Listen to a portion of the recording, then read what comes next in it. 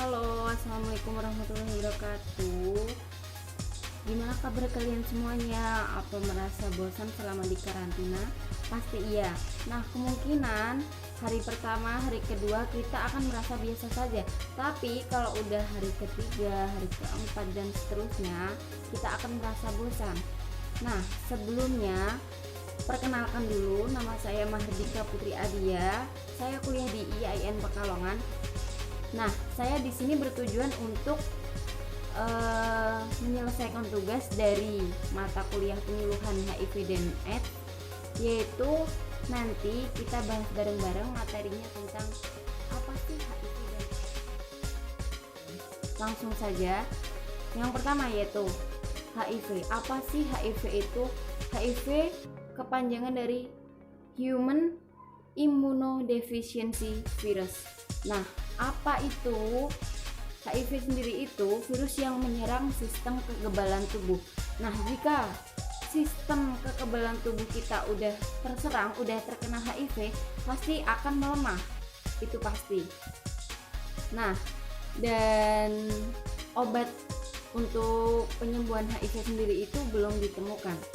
Dan dengan menjalani pengobatan tertentu, pengidap HIV bisa memperlambat perkembangan tubuh maksudnya. Nah, dan yang kedua yaitu AIDS. AIDS kepanjangan dari Acute Immune Deficiency Syndrome. Nah, yang dimaksud AIDS yaitu kondisi di mana HIV sudah pada tahap infeksi akhir. Nah, ketika seseorang sudah mengalami AIDS, maka tubuh tidak akan lagi memiliki kemampuan untuk melawan infeksi yang ditimbulkan. Nah, yang kedua yaitu cara penularan HIV. Benar. Cara penularan HIV sendiri itu ada beberapa. Dengan yang pertama yaitu dengan melakukan hubungan seksual. Nah, semisal hubungan seks di antara laki-laki dan perempuan. Nah, laki-laki tersebut mengidap penyakit HIV, sedangkan dia melakukan hubungan intim. Nah, di situ bisa terjadi penularan HIV/AIDS. Yang kedua yaitu dengan penggunaan jarum suntik. Nah, HIV dapat ditularkan melalui juga jarum suntik. Dan maksudnya itu jarum suntiknya itu terkontaminasi dengan darah yang terinfeksi HIV/AIDS sendiri itu. Nah, berbagai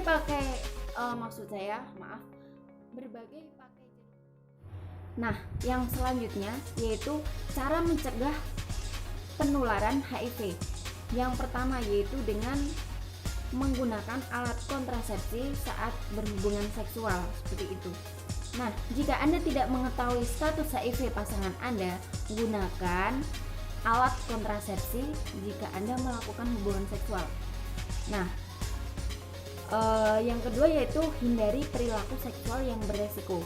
Nah, seks anal contohnya. Nah, seks anal ini merupakan aktivitas seks yang memiliki resiko tertinggi dalam penularan HIV. Baik pelaku maupun penerima seks anal berisiko untuk tertular HIV, namun penerima seks anal memiliki resiko tertular lebih tinggi. Nah, di sini dikarenakan itu disarankan untuk melakukan hubungan melakukan hubungan dengan cara seks yang aman, dengan cara menggunakan alat kontrasepsi seperti yang saya sebutkan tadi ya. Nah, yang ketiga yaitu dengan cara menghindari penggunaan jarum bekas. Nah, ya maksudnya itu hindari penggunaan jarum bekas saat menyuntikkan obat. Biasanya itu kan ada yang seseorang yang dirawat di rumah sakit, pasti itu kan ada infusnya diberi suntikan obat seperti itu. Nah, itu dihindari dengan menggunakan jarum bekas seperti itu. Nah, penularan HIV melalui tato dan tindih juga berisiko terjadi jika memakai jarum tato. Seperti contohnya kalau kalian ingin tato, biasanya buat cowok-cowok ya, itu kan biasanya jarumnya kita nggak tahu bekas apa enggak. Nah, itu hati-hati aja kalau misal jarum bekas itu tuh bekas seseorang yang mengidap penyakit HIV/AIDS. Nah, sebelum melakukan tato atau tindik itu, kalian harus memastikan keadaan jarum itu steril atau tidak. Nah, yang selanjutnya, ajakan untuk memberi dukungan terhadap pengidap HIV. Yang pertama, kita bisa melakukan dukungan emosional dan penghargaan. Dengan yang kita lakukan itu seperti kita memberi perhatian, kepedulian, ekspresi, empati, kasih sayang, memberikan dorongan yang positif kepada seseorang yang memiliki atau mengidap penyakit HIV itu. Yang kedua yaitu dengan dukungan instrumental. Nah, dukungan instrumental sendiri itu berupa pemberian bantuan secara langsung atau tidak langsung, dan juga dapat berupa jasa atau benda. Misalnya, memberikan perlengkapan hidup, kebutuhan rumah tangga, dan membantu mengurus kehidupan mereka. Ya, selayaknya kita seperti membantu mereka. Nah, yang selanjutnya yaitu himbauan untuk berperilaku hidup sehat agar terhindar dari HIV/AIDS. Nah, gimana sih caranya biar kita itu terhindar dari penyakit itu, virus itu? Nah, caranya kita harus sering berolahraga, terus membatasi pergaulan bebas, seperti kita harus berhati-hati memilih teman. Biasanya kan ada yang teman memiliki karakter sendiri-sendiri, nah memiliki kepribadian sendiri-sendiri seperti itu. Nah, kita harus bisa memilih mana yang baik untuk kita, mana yang buruk untuk kita gitu. Maksudnya itu mana yang buruk untuk kita jauhi, seperti itu.